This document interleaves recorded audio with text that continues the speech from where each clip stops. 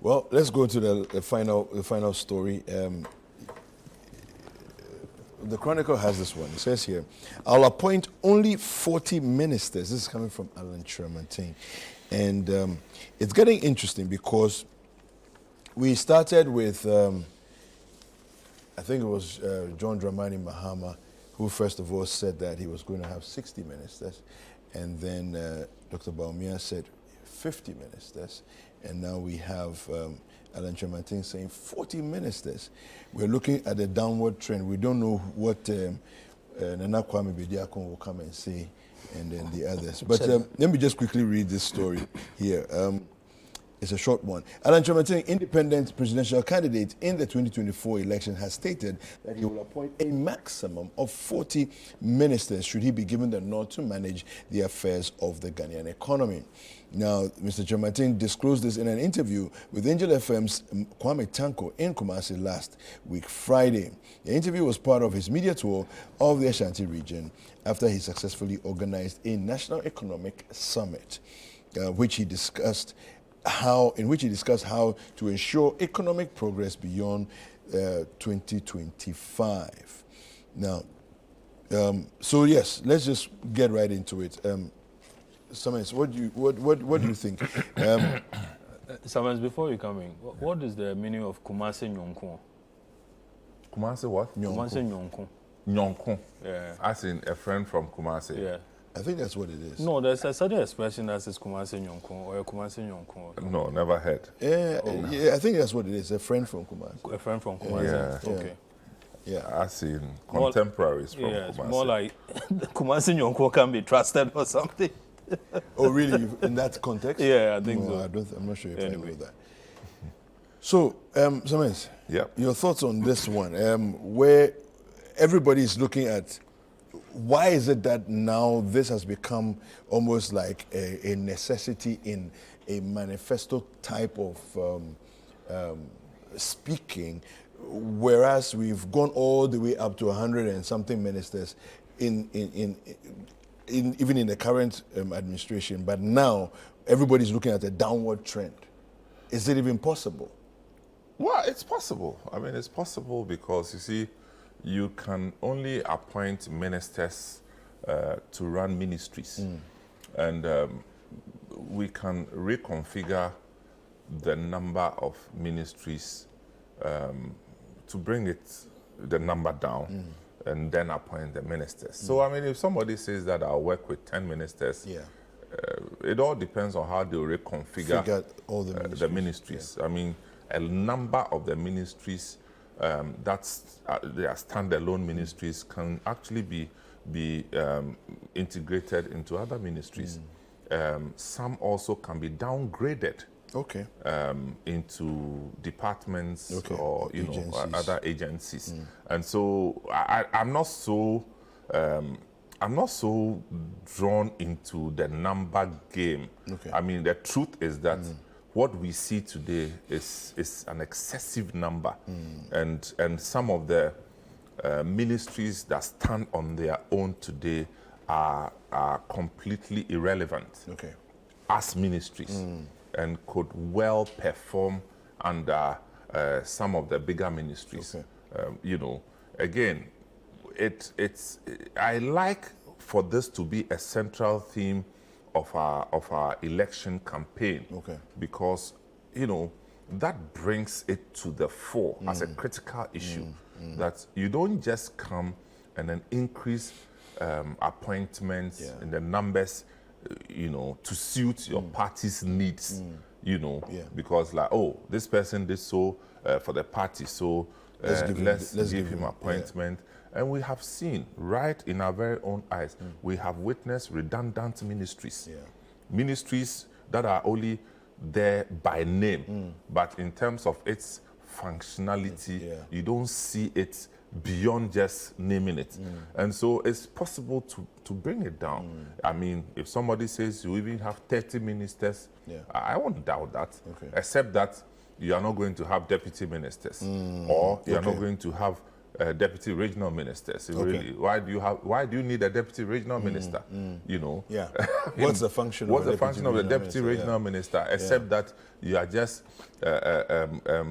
putting pressure on your finances? You know, because every ministry comes with its own financial budgets and budgets and the requirements. So I think that the issue of the number of ministers should be on the front burner, should be part of the discussions and critical issues to be discussed for 2024 elections. Larry? Yeah, yeah. I think the fewer, the merrier. The fewer, the merrier. Yes, I think so. Because merrier on the part of the citizens, because then you wouldn't have a situation where they'll tell you that resources, are limited. Yeah. So wait until we get here. I mean, currently, how many ministers do we have? Are we still doing 120 plus? Okay. In thereabouts. Okay. And then not just ministers. You have ministries with ministers of state. And normally they just sit there doing nothing. Meanwhile, then they are drawing fuel. They are drawing allowances. They are drawing all manner of things. Yeah. Down there also, there are deputies. Okay? And down there are special assistants. Okay? Under President Kufuor, I recall we had the Ministry for Special Initiatives. Under Kufuor? Yes, I think so. No. Sorry, there was trade. Which one was? Trade and presidential special It was part of trade. Okay. But under President Mahama, there was Ministry of Power. And Ministry of and Energy. then Energy. Yeah, separate. Okay. And then under President Akufo-Addo, there was Ministry for Local Government, and then we have Ministry for reorganization of the creation of the new region. Yeah. Exactly. That could easily have been done by the local government without setting up a whole ministry for it. There were times where we had Ministry of Communication and Information could even be, could be merged together. Because the communication is juicy. It's juicy, Information challenge and is a then, hustling place. Okay. And currently we have Ministry of Food and Agriculture, and then we have Ministry for Fisheries. Yes. Okay. As if fish is not under Agriculture. or food. Yeah. There's a new breed of fish. So, and then we have aviation, railways, yes, exactly. Transports, like, road transport, so. And sometimes, you get confused as to where this whole thing is going, okay?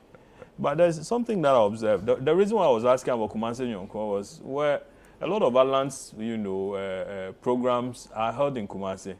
Do you know why? Really? Yes. Really? Yes, most of his programs are in Kumasi.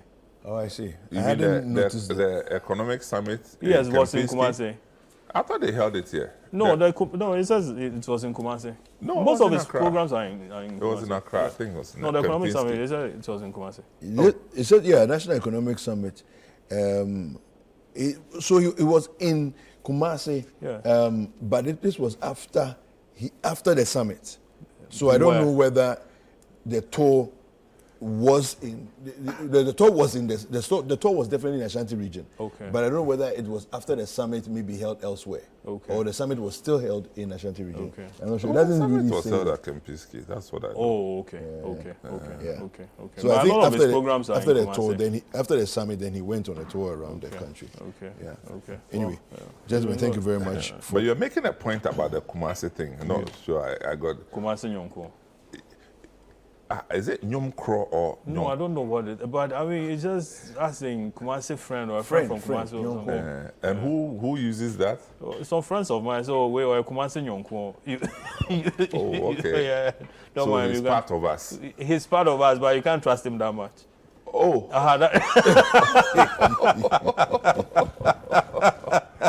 No, I think Alan has just been unfortunate. It's been unfortunate for him. Yeah. I think the timing of his emerging is a bit wrong. Because Alan in the first, second part of President Kufuor was everything you look for in a leader. Yeah, and I think the timing is just not favoring him. Correct me if I'm wrong. Was there ever any discussion that he should take a parliamentary seat and use that to rise gradually. I'm not so sure about that. I missed that. I mean, parliamentary seat where? Where would he take it? I mean, if it's from the Ashanti region, I'm well, sure. His mother is from the central region. So. Okay. But he's always projected himself as an Ashanti. Well, he technically he is a Fanti. Don't cut us off. Technically, he's a Fanti. No, politically. If your mother is Fanti, you're Fanti. Okay. It's just what it is. Yeah. So maybe he could have taken a seat, a parliamentary seat, gone into parliament. There for the taking. Gentlemen, I mean, the last time Papa Kwesi tried to annex his own place, he failed at it. Oh no, he got it. He got it, but the second time. Okay. Yes. So it's not there for the taking. There are hawks around. Indums is another. Let's discuss it another day. I want to say a big thank you to my guest this morning, Mr. Larry Dogbe. He is the editor of the Herald newspaper, and Mr. Samuel Atamensa. He's the host of Footprints right here on Citi TV.